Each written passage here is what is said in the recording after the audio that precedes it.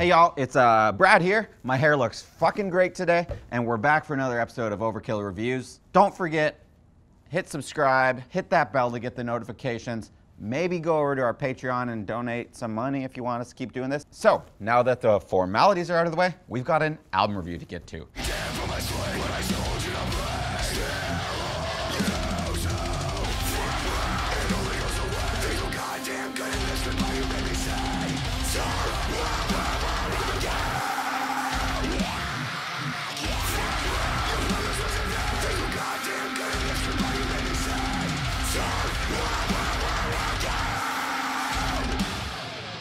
This week I'm reviewing All That Remains, their album Victim of the New Disease, which is out today on Razor and Tie / Fearless Records.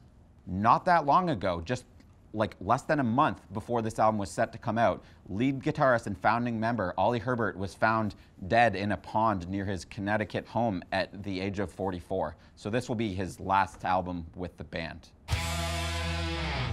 I was a little worried because, I mean, the last album I was not too fond of, and I didn't want to just shit all over this guy's last album. But you look at the track listing, there's no goddamn Garth Brooks cover on there, so things are looking all right, and I'm cautiously optimistic that this album will be A-okay. First up, we're going to talk about the first taste we got of the album, the first single, Fuck Love. I played it earlier and I was super impressed when it came out just by how heavy it sounded. The one main difference between this song and other recent forays into the heaviest, most consistently brutal song on the album is that this one feels inspired. It doesn't feel like a throwaway on an album full of radio rock, although there is some of that, but I'll get to that later. This one has some stomp, some energy, some Slipknot kind of vibes, and that may be inspired by the fact that the album was produced by DL, who used to play guitar in the Acacia Strain. He now plays guitar in Legend, LGND, not spelled out Legend, who, you know, also have some new metal-y vibes. They got some Seven Dust shit going on their latest album. All of which is to say that this song is the best thing I've heard from this band in a solid decade. And it's exciting. Honestly, Phil is also on the top of his game vocally, pulling out some awesome screams, some growls, even pulling out some gutturals. The third song on the album, Blood I Spill, is also an excellent example of a quality All That Remains song, and continues on with Phil killing it in the vocal department. This time his voice is particularly elastic, with, you know, screams making way for gutturals and just like up and down and all over the place without ever feeling cut and pasty or out of place. Straight up, man, like I didn't know if he had just like stopped caring or if he had lost the ability to do vocals like this, but hey, I'm impressed. Unlike Fuck Love and its Slipknot vibes, this has a more traditional All That Remains sound to it, which is what I want when I listen to this band. I mean, give me more The Fall of Ideals, please and thank you. Instead of trying to explain how they captured that vibe, I'm just gonna show you. 1, 2, 3, go.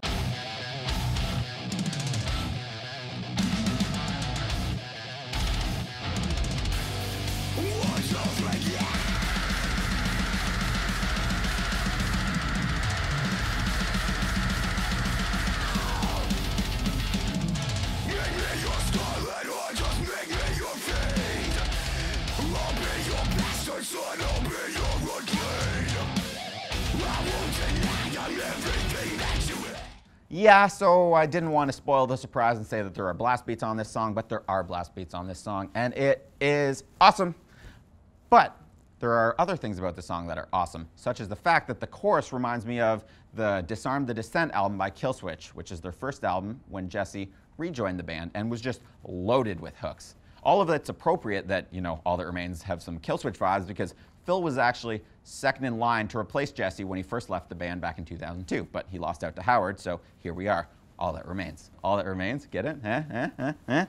Overall, Fuck Love and Blood I Spill are far and away the coolest things about this album. I'd consider them top tier All That Remains material that you could put up against some of the stuff that they were releasing during their heyday. There are some other songs that are good too. There's Misery and Me, which is a solid runner-up, weighed down only by the fact that the galloping pre-chorus is catchier than the actual chorus. And then there's this song Broken, which is decent enough, pretty good, not great, but kind of fun. Anyway, that's only 4 tracks out of a 10-track album, so where are we going from there?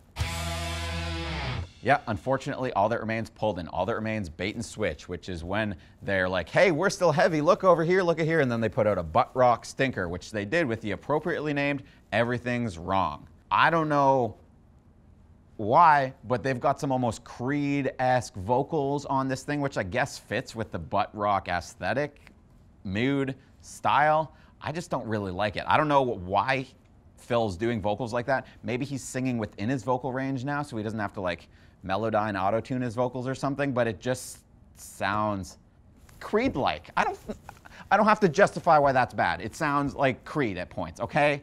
Speaking of sticking with his vocal range, unfortunately, while he maybe did that through most of this album, they decided to throw the auto-tune in it anyway. It's just obviously trying for some radio pop club jam kind of weird thing, and it's just a perplexing decision. Overall, this song works all right, just not that part. It's like a decent enough active rock song. Nothing I'm going to listen to, but not dreadful. It is weird, however, that it ends with this cool chugging syncopation part, which I don't know why they didn't make that the bedrock of the song, because then the whole song could be pretty cool. So speaking of All That Remains and their radio ambitions, I can't even blame them for that. I mean, once you start doing that, you start actually getting paid. Good for them. There's even this song, the one with the dude from Asking Alexandria on it, Just Tell Me Something. It could be a follow-up in sound, style, and success for their previous radio hit, What If I Was Nothing? And good for them. And quite honestly, no skin off my back if they succeed. I kind of want them to, so that the family of late guitarist Oli Herbert gets some money off this thing to continue on with their life. Anyway, 2 really cool songs, a couple okay ones, and a bunch of stuff that I'd rather just click the fast forward button on. Doesn't make a great album. So unfortunately, because of that, I've got to give All That Remains and their new album 2.5 skulls out of 5. Shout out time, because I wasn't particularly enthused about this album, and maybe you weren't either, so I'm going to give you some other stuff to chew on. First up, we've got an extra special shout out to Cult Leader and their album A Patient Man, out now on Death Wish Inc. Instead of this clean metalcore sound, they scrape off the darkest crust of punk's most extreme subgenre, throw it in a grinder. Altogether, it brings their sound to a whole nother level of brutality. But on the flip side, they've got these songs where he's just crooning in this haunting tone. There's actually 4 songs that heavily focus on this sound. It's a cool dichotomy. It makes for a very cool album. You should listen to it. On to the normal shout-outs. We've got Old Wounds, whom I've toured with twice alongside Exalt, whose guitarist Ben actually plays in the band now. They've kind of transitioned from a spooky, Halloween-y metalcore band into a band that takes that but also adds industrial influences, post-hardcore influences, etc. It's pretty cool stuff. It's called Glow, and it's out on Good Fight Entertainment.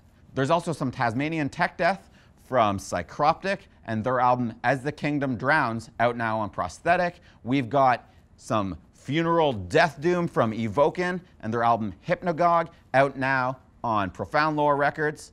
And last but not least, we have Architects and their album Holy Hell, which is some kind of like groovy, genty metalcore stuff, out now on Epitaph Records.